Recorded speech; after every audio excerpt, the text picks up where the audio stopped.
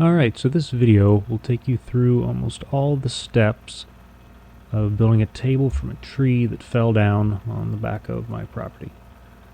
We had a big storm, and as you can see here, next to one of my trails in the back, there's this tree that had fallen down. I didn't want it to go to waste, so at Thanksgiving I had family over and they helped cut it up and stacked it as logs. Dried for a little while, a couple years actually, but the moisture content really didn't go down in it until I had a guy come out and log it into boards for me. Once it got into boards, then it started dropping a lot. I think it started at 30%, and it was still 30% until it got put into boards where I stacked it here. Then it dropped down to about 15 to 16% moisture in about 8 or 9 months of sitting there, but I kept checking it and the moisture content had stopped falling. So I decided I needed to move some of these boards in the house in order to get them to dry out more. As you can see, we were having a pretty wet winter there that year. So what I'm doing here is getting things lined up to trim off all of the bark and the live edges in an effort to bring less debris in the house. This was one of the benefits of being a bachelor at the time. I was able to store wood in the dining room. Anyways, you can see I'm just essentially rough cutting all the live edges off and leaving a much narrower board. Because these were long, and as you can see from this one, kind of wavy, it actually ended up being a decent amount of wood I had to cut off in order to get somewhat square boards out of it. But I had plenty, so I just cut a whole bunch of extra and knew that I would have enough that even once trimmed down, I'd still have enough for a table.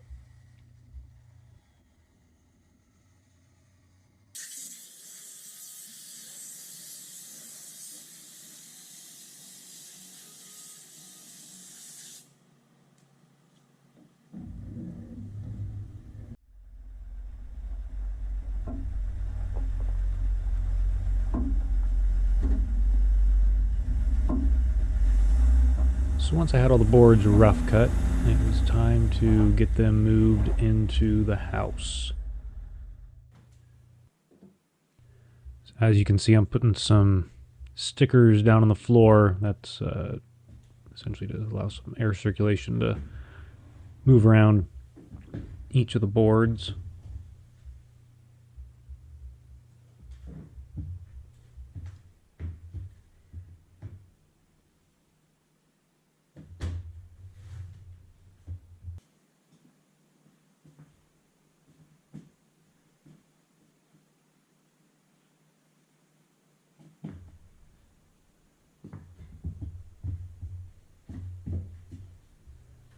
So once I had them all stacked up there, they sat for about 1.5 years until they had low enough moisture content that they were ready to use.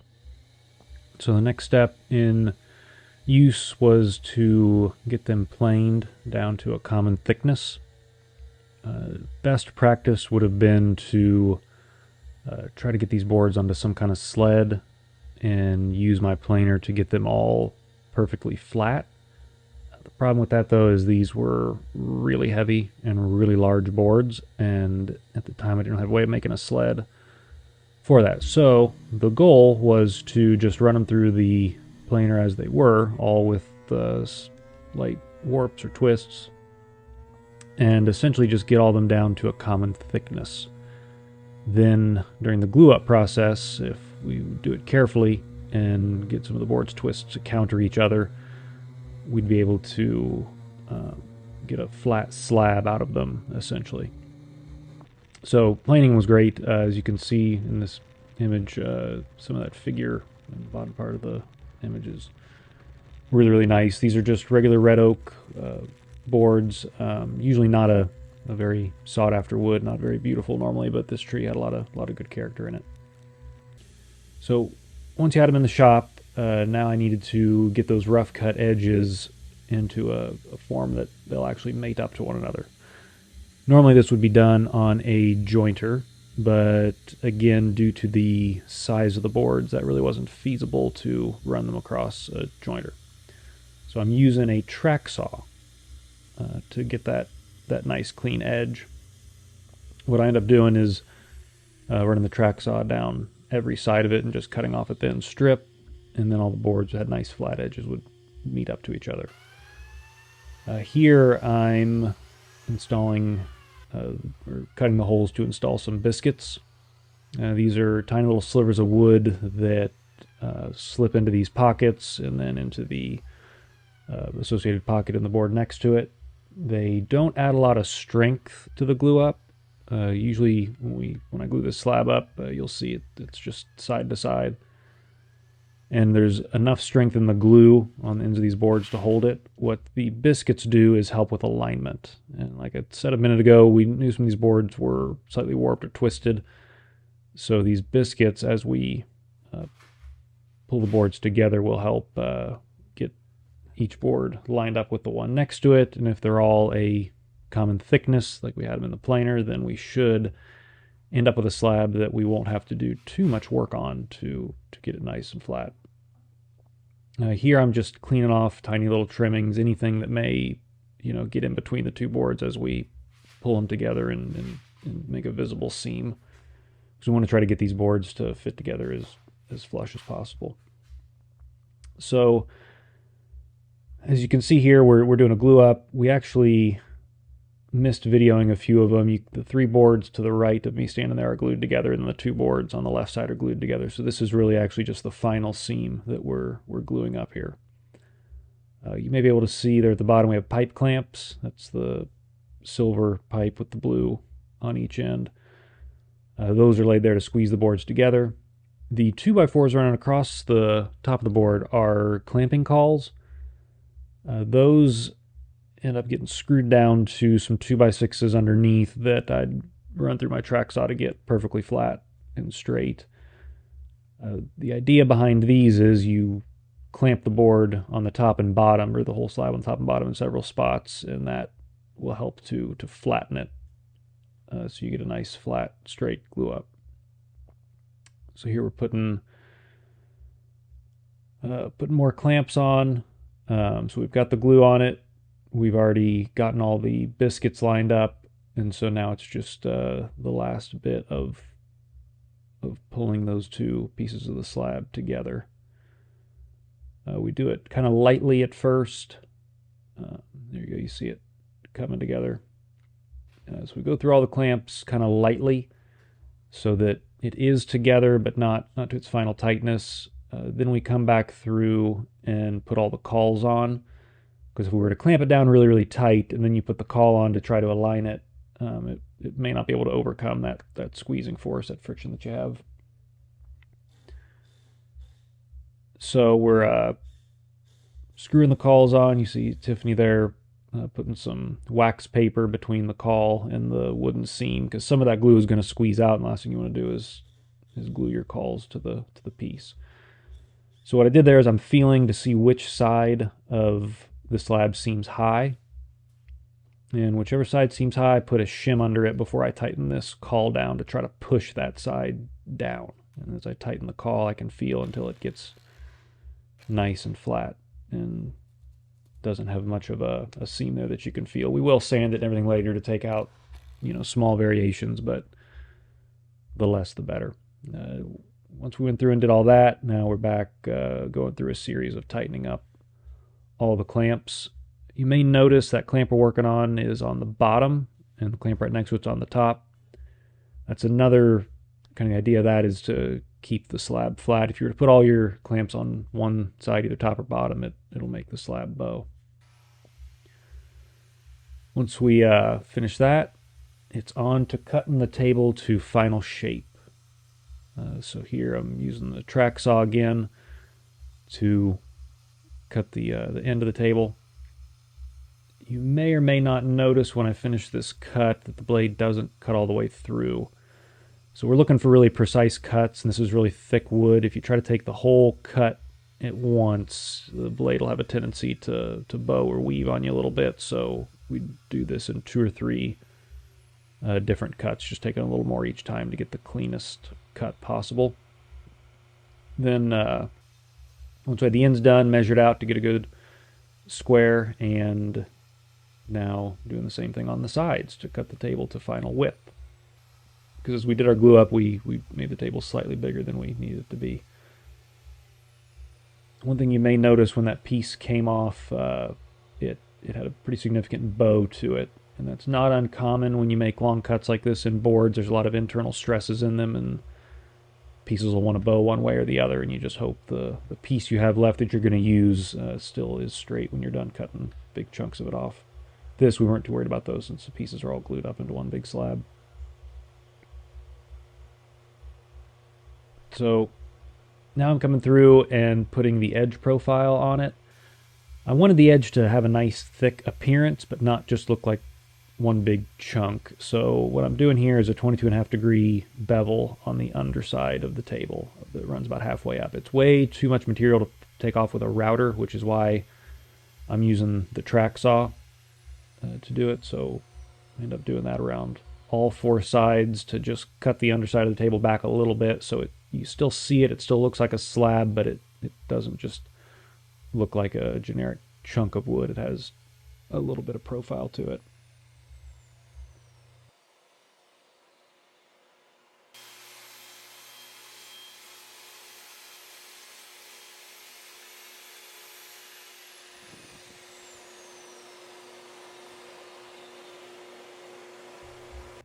So now we start the process of cleaning up the slab. So because this isn't really choice lumber, this literally is just a tree that fell in the woods behind my house.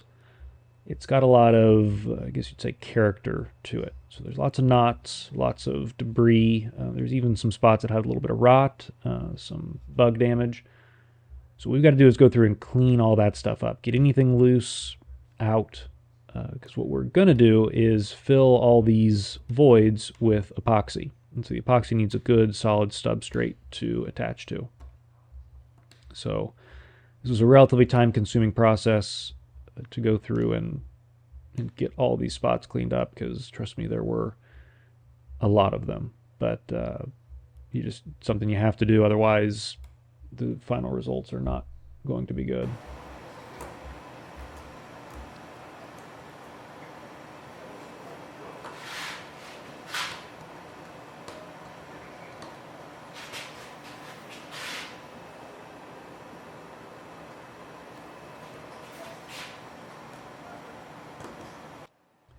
All right, so you see around the edge here, I'm kind of pointing out how the wood gets dark right as it approaches that knot. So that's why I decided to use black epoxy to fill these holes that you'll see later. Because the wood is kind of already transitioning from light to dark in these areas, I felt like the black would kind of fulfill that transition. You could use a lighter color. I could have used a tan to try to match the wood tone. But as much as it seems like black would stick out like a sore thumb on such a light colored wood, it actually ended up turning out really good, because it just kind of continues that transition and makes these voids almost just look like shadows, like they naturally would be. So we ended up going with black for the fill epoxy.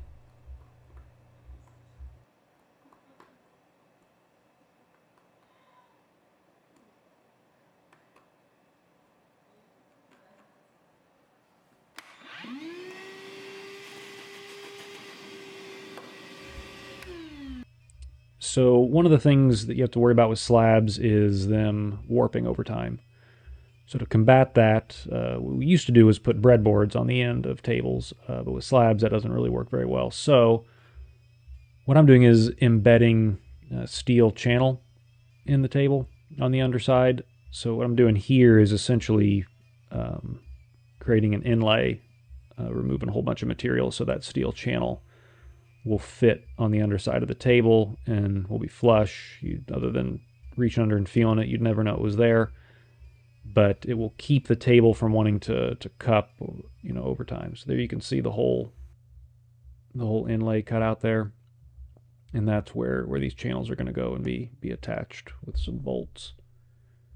They are all slotted, so they'll still allow the table to move widthwise as the wood grows and shrinks seasonally, but they keep it straight. So I know I said a minute ago that we're going to fill with black epoxy, but before we get to that, we are going to cover the entire table with clear epoxy. There's a couple reasons for doing this. One, the black epoxy has black dye in it. And because oak is such a porous wood, if I were to just pour black epoxy on it, that dye is going to leach into areas around where I've filled the epoxy, and you're going to get spotting and bruising on the wood. So the wood needs to be sealed first. Some people do this with shellac, some people do it with clear epoxy, but you need to do something clear to seal first before you fill. The second reason is to fill the grain. Oak is a very, very grainy wood. It's almost rough to touch. No matter how much you sand it, that open, porous grain is still there. That wasn't really what I was looking for a dining room table. I wanted something that felt smooth. So we are coating it with the clear epoxy and allowing that to seep down into all those pores. Once we coat it, then we will pour the black epoxy in all the voids, now that it's sealed. Then, when we sand all this back down, the goal is to sand all the clear epoxy off completely, get all the way back down to wood, so that the only clear epoxy that remains will be that is trapped in the grain, actually in the voids and pores of the grain. So what it will do is leave the table as open wood over 99% of it, but all those voids you would feel with your hand, you can't feel because they'll be filled with epoxy.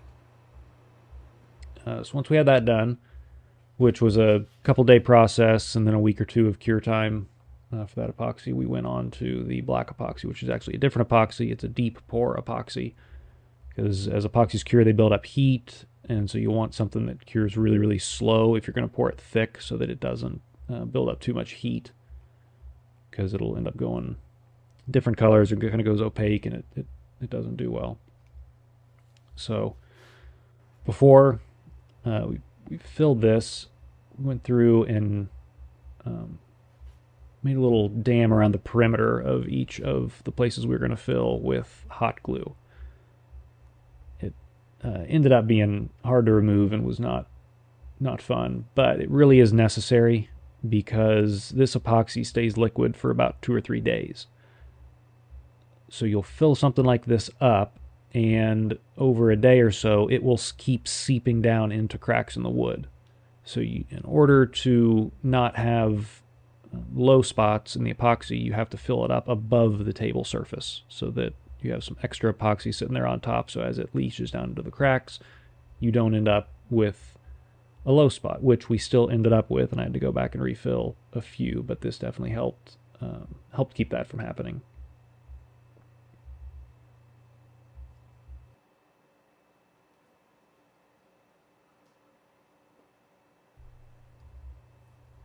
So at this point in the table build, we were kind of getting into get it done mode, and some of the video suffered. So we skipped over all the sanding we did. The surface you're looking at there now has all of the clear epoxy sanded off and has all of the black epoxy sanded back down to surface. So now we're going through and drilling and chamfering all the holes to put steel inserts in the table. This is how we're going to attach those channels we talked about earlier. We end up putting these steel inserts in, and those will then accept a regular machine bolt. This insert we're actually embedding in with a little bit of epoxy, so it will be permanent, and it will probably never be able to be removed. But we will be able to put that machine screw in and out as many times as we want to, and it won't have any detrimental effect on the how strong it is structurally. Once we had all those embedded, it was time to finish. So for this finish, we went with a Rubio Monocoat Natural. So this doesn't have any dyes in it. It's actually a hard wax oil. So it's not a polyurethane or anything like that. And it was originally made for hardwood floors. But it works really well if you don't have a shop that is set up to do finishes and is very dusty. because it's a hard wax oil, it essentially just coats on, and once it's squeegeed around and you have good coverage, then you buff it with some scouring pads and just try to buff and push as much of it into the wood as you can. And once you're done with that, it's almost dry. You then rub it down with clean cloths, and you literally just rub it until nothing else comes off. At which point it's not by any means dry or cured, but you can touch it and it doesn't get on you. Dust can fall on it and it doesn't stick to it. This is the scouring part here. We're really working all that oil into the wood fibers. Anyway, it's great for a dusty shop because dust can fall on it and it doesn't really hurt it. We ended up going with 2 coats on the top. This is the top of the table. We did the first coat and then rubbed it down after a few days with some red scouring pads to buff it up a little, or to scruff it up a little bit. And now we're putting a second coat on it. It's called Rubio Monocoat because they say you only need 1 coat, but a second coat really does bring the sheen up a little bit. And on this second coat, I got the buffer out to try to get as much of a sheen as we can.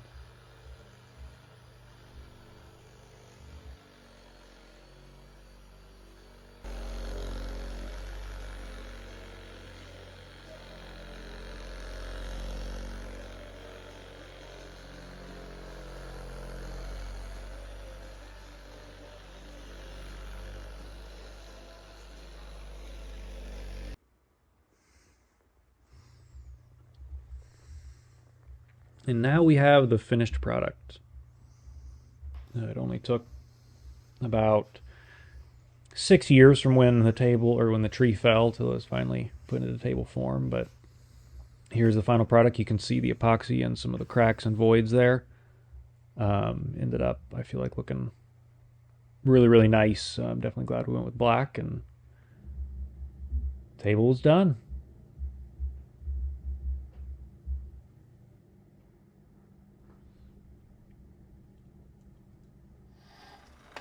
Oh, and I forgot, we also made the legs. So this is Tiffany cutting and drilling some steel, then used 1/2-inch rod, and I welded the rod together. The steel makes up the base plates that attach to the table. I just ended up welding it into kind of a free-form shape here, and that's what the legs are made out of.